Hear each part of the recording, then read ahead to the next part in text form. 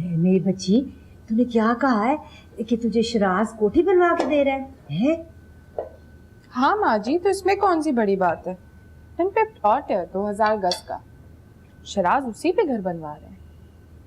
हाय हाय, पूरे 2000 गज का प्लॉट, यहाँ से लेके तो वहां तक होगा। कितनी ज्यादा जमीन होगी मेरी तो। हाय अल्लाह जी, राबिया बेटा तेरे तो दिन फिर गए हैं। माँ जी अल्लाह का शुक्र है, मेरे दिन बहुत अच्छे गुजर रहे हैं। ठीक है, चल बंदा शुक्र ही अदा करता है अल्लाह मियाँ का।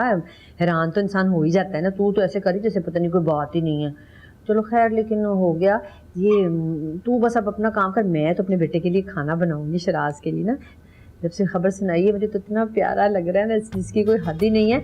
और वो मैं कहती थी, मैंने तुझे बताया था ना कि मुझे ख्वाबों में आ रहा है एक लड़का, ख्वाबों में आ रहा है शराज से, शक्ल शराज की तरह। लेकिन मुझे लगा कि ये कौन है, ये किससे शक्ल मिल रही है ना शराज बेटे की, कितना प्यारी शक्ल है। तो फिर मुझे अब पता लगा, बाद में याद आ गया कि वो तो मोहम्मद अली एक्टर नहीं थे हमारे। हाय कितने खूबसूरत है, इसकी शक्ल बिल्कुल वैसी है मेरे बच्चे की ना। हाय मैं सदके जाऊँ, चांद का टुकड़ा, वो भी चांद के टुकड़े थे बिल्कुल। मैं तो उनकी बड़ी उनकी आशिक होती थी ना। तो वो कोठी 2000 गज की बना रहा है। हाय यकीन नहीं आ रहा। क्या मतलब है माँ जी? नहीं वो बात नहीं है। मतलब क्या मतलब है, क्या मतलब है? आखिर मैं माँ हूँ तेरी, मुझे ख्याल नहीं आते तेरे बारे में, मुझे फिक्र नहीं होती। देखना इतना बड़ा 2000 गज इतना रकबा होता है, बड़ी जी जमीन होती है। मुझे पता है, मैं रही भी हूँ ऐसे घरों में। मतलब है कि तू अकेली रहेगी वहाँ पर? वैसे तो ठीक ही है, अकेली ठीक है। अकेली बड़ा एंजॉय करेगी, यहाँ से वहाँ फिरेगी, तितली की तरह उड़ती फिरेगी सारे घर में। अकेली रही, वो अपनी सास को ना आने दें। वो सास तेरी बेचारी चीचक वाली, उसको ना घुसने दे घर में। हाँ खाम खया में फजूल घर का माहौल ख़राब करेगी। वैसे भी उसके आने से कोई अच्छा तो नहीं, माहौल खूबसूरत तो नहीं होता, ख़राब ही शक्ल ही ख़राब हो जाती है घर की।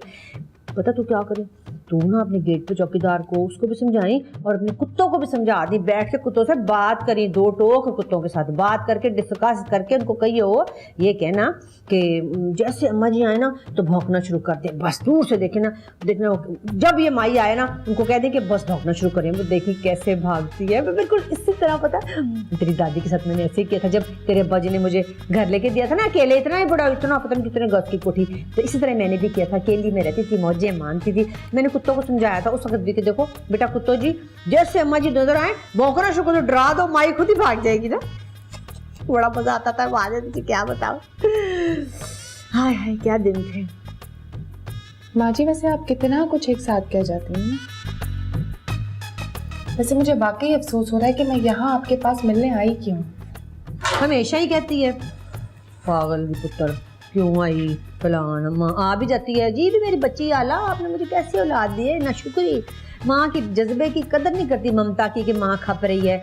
अभी घर बना भी नहीं है, पहले से आंखें आसमान पे चढ़ा दी हैं। देखो जी मेरी औलाद है तो मेरे से आंखें दिखा, मुझे दिखा रही, मुझे बेटा तू क्या दिखा रही है? मैं तो खुद आप शुगर मिल्क की मालिक हूँ, मेरे से क्या करना? मैंने कोई मुतासर होना है कि भाई बड़ी अमीर बच्ची है?